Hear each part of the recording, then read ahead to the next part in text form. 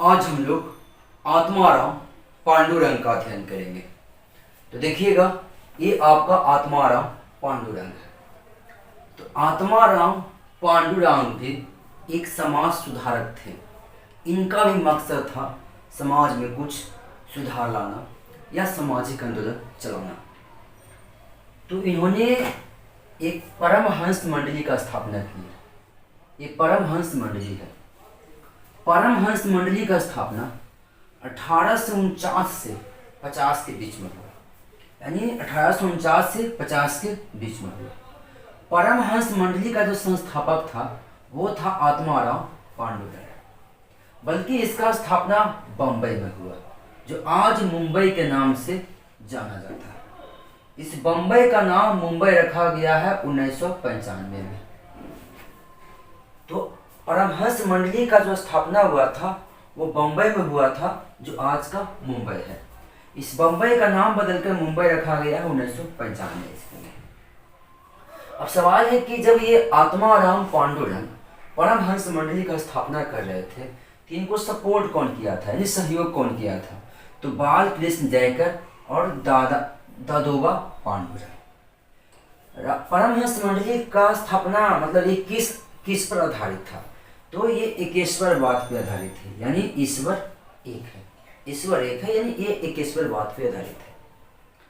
परमहंस मंडली जो थे ना, परमहंस मंडली का जो संस्थापक थे आत्माराम पांडुरंग। देखिएगा, अगर आप किसी भी चीज का स्थापना करते हैं ना, या किसी भी तरह का कुछ चलाते हैं, तो आपका एक स्वतंत्र दर्शन होना चाहिए, यानी आपका एक स्वतंत्र विचार होने चाहिए और आप अपनी विचारों को किसी जगह पे रखिए।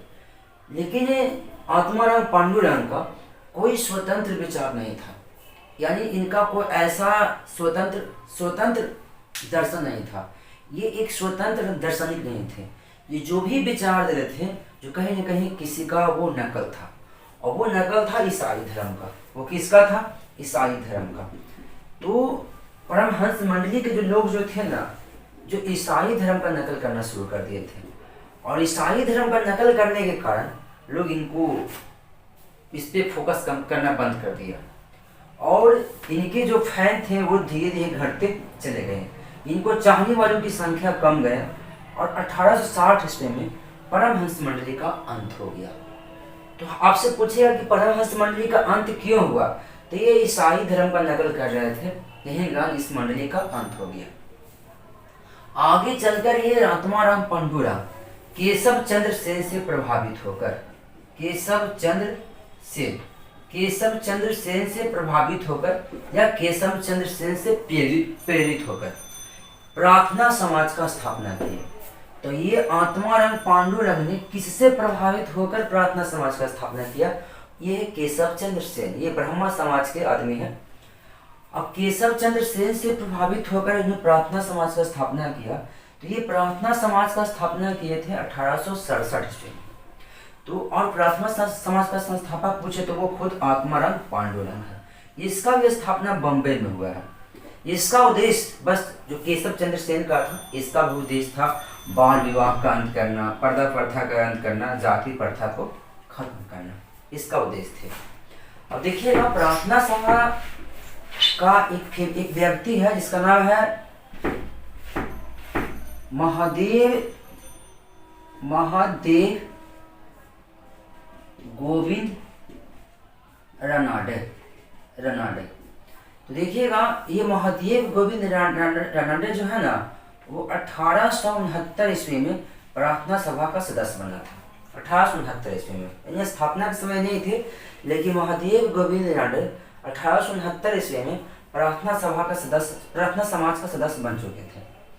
अभी बताया जाता है कि महादेव गोविंद रनाडे एक अच्छे खासे विचारक थे, एक अच्छे खासे दार्शनिक थे, और इन्होंने प्रार्थना समाज को प्रसिद्धि दिलवाया। प्रसिद्धि यानी यही व्यक्ति जो था ना, इसको प्रसिद्ध किया। तो आपसे पूछ देगा कि मानते हैं कि प्रार्थना समाज का स्थापना आत्माराम पांडुरंग ने किया, लेकिन प्रार्थना समाज को प्रसिद्धि कौन दिलाया, ऐसे फेमस कौन किया था? वह है महादेव गोविंद रनाडे।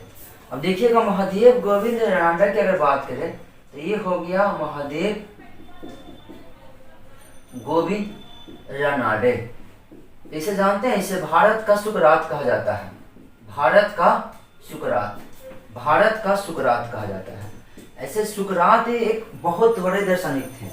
सुकरात एक बहुत बड़े दार्शनिक थे। देखिए इस तरफ में सुकरात लिख रहे हैं।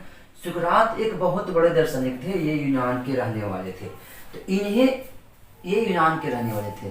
सुकरात का शिष्य का नाम था प्लेटो। प्लेटो का शिष्य का नाम था अरस्तु और अरस्तु का शिष्य का नाम था सिकंदर। तो ये सब के सब यूनान के रहने वाले हैं। तो सुकरात का शिष्य प्लेटो का शिष्य अरस्तु का शिष्य सिकंदर। अब भारत का सुकरात जो है ना, वो किसे कहा जाता है? तो भारत का सुकरात कहा जाता है महादेव गोविंद रनडे। इनके भी शिष्यों की कमी नहीं है। इनका जो शिष्य था, महादेव गोविंद रनडे का जो शिष्य था, वो था आपका गोपाल कृष्ण गोखले। गोपाल कृष्ण और गोपाल कृष्ण गोखले का जो शिष्य था वो था महात्मा गांधी। और महात्मा गांधी का जो शिष्य था वो था आचार्य विनोबा